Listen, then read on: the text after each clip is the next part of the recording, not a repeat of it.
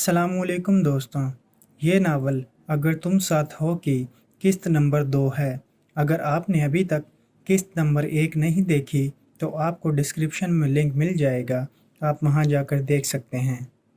मुआरिज को जदीद किस्म के डिज़ाइन के कपड़ों, ज्वेलरी और मेकअप से ही गर्ज था। नत नए फैशन से लबरेज होना उसका शौक़ था। उन सब से छोटी और मुख्तलिफ चश्मिश यानी अनम थी, जो हर वक्त अपना सर किताबों में ही घुसाए रखती थी। 2 मिनट के लिए सर उठाकर देख भी लेती थी कि इर्द गिर्द क्या हो रहा है, मगर 2 मिनट का मतलब सिर्फ 2 मिनट ही। उसके बाद वो फिर से अपने मनपसंद काम में मसरूफ़ हो जाती थी। वो बीएससी के दूसरे साल में थी। अभी यह फ़जूल कामों में वक्त ज़ाया करने की बजाय मजहबी और दीनी किताबों से इल्म हासिल करती थी। लहजे में नरमी तो कूट कूट कर भरी थी। वो हर छोटी छोटी बातों को नज़रअंदाज करने वाली थी। ज़ारून, जिसे अपनी शख्सियत पर बहुत नाज था, गुस्से का तेज़ था, अपनी बेइज्जती किसी सूरत बर्दाश्त नहीं करता था। वो अभिया से बिल्कुल बरक्स था। उसके बाद सबसे छोटा रुमान था, जो हमेशा इसी इंतज़ार में रहता था कि कब मौका मिले और वो अकेले में पतंग उड़ाए, क्योंकि हर दफ़ा सज्जल छत पर टपक पड़ती थी और उससे पतंग छीन लेती थी। रुमान को अगर कभी कुछ बातें बुरी भी लगती थीं, वो ज़ाहिर नहीं करता था, क्योंकि वो अबिया के कहे पर अमल करता था कि अभी से छोटी छोटी बातें दिल में दबाओगे और उन्हें इतनी अहमियत नहीं दोगे तो बाद में बड़ी बड़ी बातें भी छोटी ही लगेंगी और उन्हें नज़रअंदाज करने में आसानी होगी। सुफियान ज़रमीन का भतीजा था। वो माँ बाप का फर्माबरदार लाडला बेटा था, खुश मिजाज और खुश शक्ल था और अभिया से दिलो जान से मोहब्बत करता था। सज्जल, उठ भी जाओ, तुम्हें यूनिवर्सिटी नहीं जाना क्या? मुआरिज उसे कब की उठा रही थी, मगर वो शायद गधे घोड़े हाथी सब बेच कर सोई थी, जो उठने का नाम ही नहीं ले रही थी। मुआरिज को अब गुस्सा आने लगा। उसने दूसरा सिरहाना उठाकर उसके सर पर दे मारा। सज्जल एकदम उठ कर बैठ गई। अभी किसी ने मुझे कुछ मारा क्या? मुझे ऐसे लगा जैसे मेरे सर पर कुछ लगा। उसने नींद में डूबी आवाज़ में पूछा। सज्जल, तुम्हें यूनिवर्सिटी नहीं जाना क्या? कब से तुम्हें उठाने के चक्कर में मैं भी लेट हो चुकी हूँ।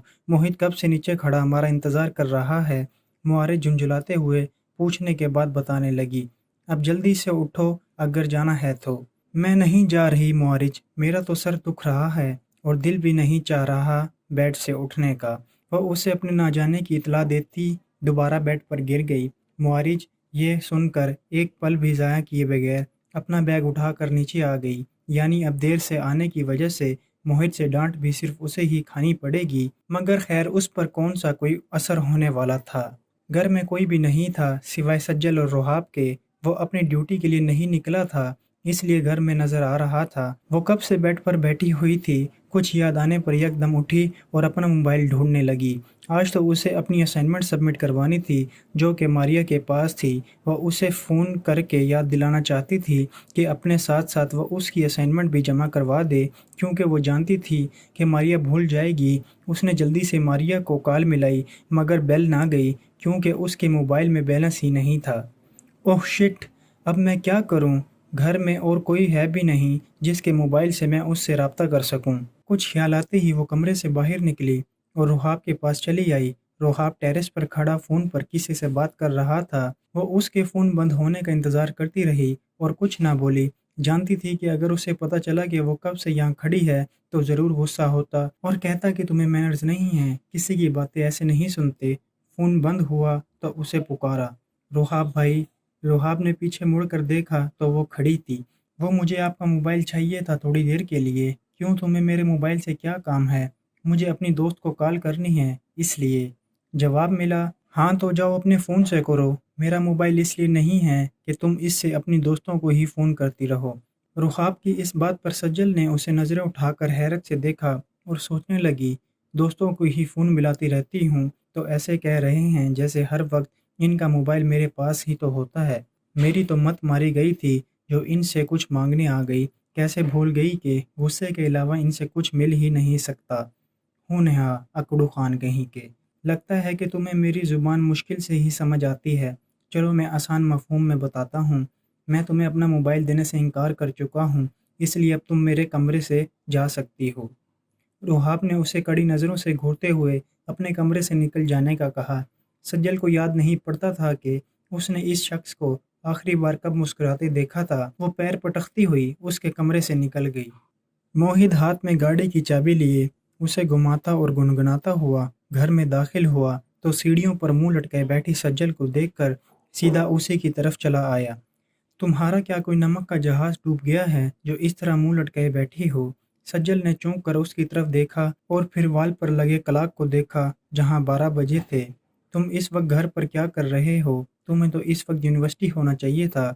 उसने जवाब देने की बजाय उल्टा उससे सवाल कर डाला। हाँ, होना तो वहीं चाहिए था, मगर क्या करूं, आज तुम यूनिवर्सिटी नहीं गई ना, तो तुम्हारे बगैर मेरा वहाँ दिल ही नहीं लगा, इसलिए जल्दी ही वापस आ गया। उसने आंख दबाते हुए शरारत से कहा। जवाब में एक मुक्का कसकर उसकी कमर पर रसीद किया गया। तुम फ्लर्ट करने से कभी नहीं बाज आने वाले। क्या कहा, फ्लर्ट? और वो भी मैं? तौबा करो लड़की तौबा, आज तक मैंने किसी लड़की की तरफ आंख उठाकर नहीं देखा।